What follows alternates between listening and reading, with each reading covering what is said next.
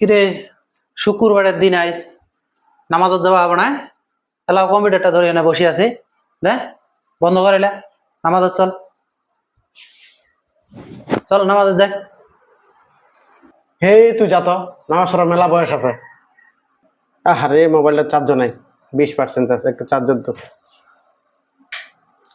আরে কারেন্টটা যাওয়ার আর সময় পাইলো না। কারেন্টটা যাওয়ার কথা 2টা বাজে, এখন কেবল 1টা বাজে।